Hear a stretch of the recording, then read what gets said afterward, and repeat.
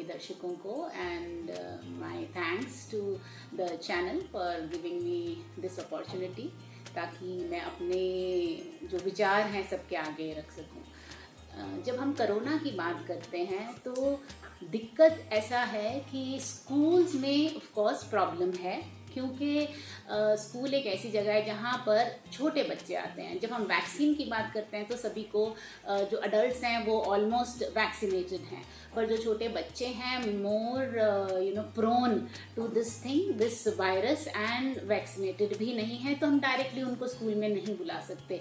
और हमें जो आदत है वो ये है 1-to-1 टीचिंग की, बच्चों को भी और टीचर्स को भी। तो ऑफकोर्स टीचिंग में प्रॉब्लम आ रही है एंड आई समवेयर फील कि education makes the future of India. तो अगर एजुकेशन ही उस लेवल की हम नहीं दे पा रहे हैं बिकॉज ऑफ दिस वायरस, तो अंडरस्टूड है कि future is at stake. So that is the big problem we are facing. ऐसा कहा जा रहा है कि शायद कोरोना लंबा चलेगा, क्या सरकार को इससे निपटने के लिए कोई मास्टर प्लान नहीं बनाना चाहिए? देखिए, कोरोना कोई चीज़ नहीं है, कोई फेस्टिवल नहीं है जो आया और चला गया। ये एक वायरस है और वायरस हमेशा मल्टीप्लाई होती है, पर मल्टीप्लिकेशन जब उसकी है वो और डेंजरस होती है या उसका रिस्क कम होता है, that is another issue. As far as government is concern, सरकार अपने जो भी कदम लेने चाहिए, वैक्सीन लोगों को मिलनी चाहिए, वो मिल रही है। जो हमारे बच्चे थे अभी तक उनको नहीं मिली थी, वो भी by the blessings of God we have started, India has started, and बच्चों को भी अब वैक्सीन लगने लग गई है। प्लस और रिसर्च हो रही है मेडिसिन बनाने के लिए, इसको हैंडल करने के लिए, that is also I am very happy. अब कहीं पे क्या चाहिए हम सबको कि हम अपने सभी प्रिकॉशंस लें, क्योंकि जो सरकार कर सकती है वो सरकार कर रही है, बट अगर हम हैंड्स होल्ड नहीं करेंगे, हम प्रिकॉशंस नहीं लेंगे, हम मास्क नहीं पहनेंगे, हम सोशल डिस्टेंसिंग नहीं रखेंगे, so it is but obvious कि ये चीज़ और मल्टीप्लाई होगी। सो आई समवेयर फील कि इसमें हमारे को सरकार का हाथ बटाना चाहिए और जल्दी से जल्दी इस पे काबू पाना चाहिए। स्कूल खोल दें या बंद कर दें, क्या ये समस्या का स्थायी समाधान है? नहीं, मैं बिल्कुल नहीं समझती कि स्थायी समाधान है। वाई? बिकॉज क्या होता है कि अगर बच्चे धीरे धीरे ऑनलाइन में सेट हो रहे हैं तो अचानक क्या होता है, स्लो हो गई वेव, हम सोचते हैं खोल लेते हैं, खोलते हैं, फिर वापस बच्चों को उनके कंफर्ट जोन, जो कि 2 साल से बच्चे घर पे कमरों में बैठे हुए हैं और रूटीन ब्रेक हो गया है, उस तरह से पढ़ रहे हैं, और अचानक हम अब उनको जब स्कूल में बुलाते हैं तो वो फिर वापस उस कंफर्ट जोन से निकल के आते हैं, उसमें टाइम लगता है। जब तक वो स्कूल के सिस्टम में सेट होते हैं फिर से ये लहर आ जाती है। तो हमारे को कोई इस तरह की blended hybrid kind of teaching will have to think of, जिसमें कि ना तो ऑनलाइन हो ना ऑफलाइन हो, मिक्स्ड दोनों का हो, जिससे कि बच्चे भी कंफर्टेबल हो, टीचर्स भी कंफर्टेबल हो और पेरेंट्स भी हमारा हाथ दें, ताकि बच्चों की एजुकेशन आगे बढ़े। बतौर प्रिंसिपल आप सरकार को क्या राय देना चाहेंगे? आई वुड जस्ट सजेस्ट कि जो गवर्नमेंट है हमारे को और प्लेटफॉर्म्स दे जिस पे और एक्सटेंसिव रिसर्च वर्क हो, जो लोगों के पास आइडियाज़ हैं, जो इस तरह की रिसर्च कर रहे हैं, उनको अच्छा प्लेटफॉर्म दिया जाए ताकि वो अपनी रिसर्चेस को आगे बढ़ाएं और इससे बढ़िया दवाइयाँ और अच्छे वैक्सीन्स लेके आएँ। बूस्टर डोजेस भी आ गई हैं, इसमें और ज़्यादा हो, सो दैट हम जल्दी से जल्दी इस पे काबू, मैं बोलूं कि खत्म हो जाए नहीं, बट हम एटलीस्ट इस पे काबू पा सकें। 134 से को लेकर आप क्या कहेंगे? क्या आपका स्कूल भी इस मुद्दे से परेशान है?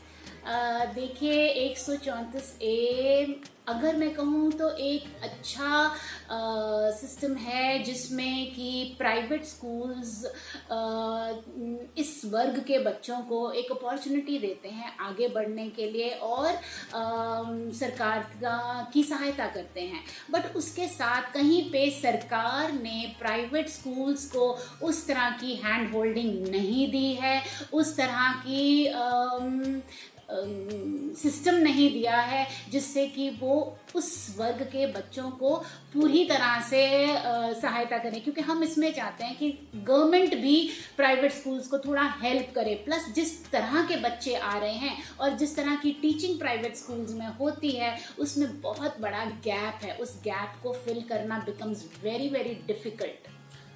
कोरोना से पहले और कोरोना के बाद अब जो हालात हैं, ऐसे में शिक्षा क्षेत्र को आप कैसे देखती हैं?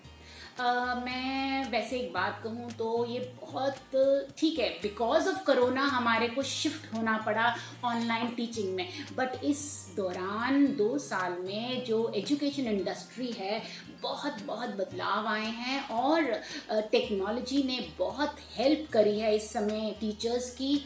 और अगर हम इस चीज़ को पॉजिटिवली लेते हैं तो हम बहुत अपग्रेड हुए हैं 2 साल में। स्कूल्स और टीचर्स बहुत अपग्रेड हुए हैं, काफ़ी ग्रोथ हुई है, बहुत सारे रिसर्चेस हुई हैं, बहुत कुछ पता चला है कि टीचिंग में ये चीज़ें हम ऑफलाइन में कैसे इंक्लूड कर सकते हैं। और अगर हम ये दोनों चीज़ों को मिला लें, online and offline, I am sure we'll create wonders. Because जो बच्चे सिर्फ टेक्स्ट बुक तक थे, अब उनके आगे पूरा संसार खुला है। उनके पास इतने इतने प्लेटफॉर्म्स हैं, इतनी सारी नॉलेज गेन करने के तरीके हैं कि एट द सेम टाइम वो वर्ल्ड में कहाँ पे क्या क्या हो रहा है वो सीख गए हैं ये चीज़ रिसर्च करना। भारत की शिक्षा को लेकर जैसे अक्सर में रिपोर्ट प्रकाशित होती रही है कि शिक्षा क्षेत्र में हमारे बच्चे बहुत पीछे हैं। 5वीं के विद्यार्थी को 2nd कक्षा ज्ञान नहीं रखता। ऐसे में कोविड के कारण हम स्थिति को, शिक्षा को कैसे देखते हैं? इसमें कोई शक नहीं है कि रोट टीचिंग पे हम लोग ज़्यादा ध्यान देते हैं और हमारा ज़्यादा जो अटेंशन है वो इस पे होता है कि बच्चों के रिजल्ट्स कैसे आए। Practicality of education is somewhere missing. But with online teaching what I feel is कि बच्चों पे जैसे ही अपने ऊपर प्रेशर पड़ा कि ये चीज़ तुम्हें अपने आप करनी पड़ेगी, बच्चों ने बहुत सारी नई चीज़ें सीखी हैं। मेरे पास जब ऑनलाइन टीचिंग के बाद बच्चे ऑफलाइन आए थे, आई विल नॉट से, बहुत स्कूल्स ने ये बात कही है कि ज़ीरो होके आए हैं। No, I will not say zero होके आए हैं। उनकी knowledge was far more than what they used to gain in the school. So इसको हमेशा नेगेटिव ना लें, बहुत फर्क आया है ऑनलाइन टीचिंग के साथ बच्चों में। कोविड के दौरान क्या ऑनलाइन शिक्षा के द्वारा विद्यार्थियों को सही शिक्षा दी जा रही है? सरकार और प्राइवेट स्कूल्स में कामयाब रहे हैं?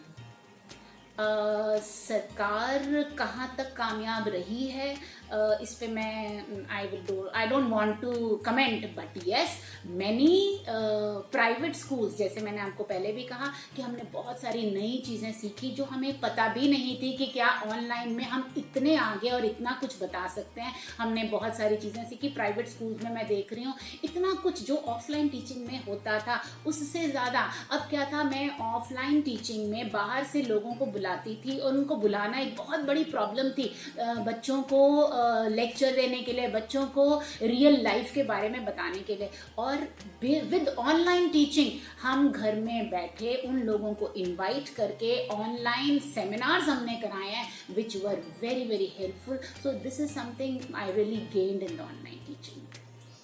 अम्बाला मेल जो ये कॉन्सेप्ट लेके आए हैं एजुकेशनल इंस्टीट्यूशंस से बातचीत का और ये पता करने का कि कोविड से पहले और कोविड के बाद क्या सिचुएशन रही, किस तरह हैंडल हुआ है during Covid the situation in the schools, और उसके बाद अब क्या कैसे चल रहा है, इज़ जस्ट वंडरफुल। बिकॉज क्या है, एक कोविड कोरोना को लेके जो सबके दिमाग में नेगेटिविटी है and nobody talks about the positive aspects of the situation, this is something really good. क्योंकि इससे क्या है कि हम एक सोच आती है कि नहीं, हमेशा ही जब प्रॉब्लम्स लाइफ में आती हैं तो उससे नेगेटिव की तरफ नहीं जाना, बहुत कुछ सीखने को भी मिलता है। और ये अम्बाला मेल इस कॉन्सेप्ट से सबको नॉक करके वापस ये बता रहा है कि हमेशा एक तरफ चीज़ की नहीं देखनी चाहिए, दूसरी तरफ भी देखनी चाहिए। हर नेगेटिविटी के साथ पॉजिटिविटी होती है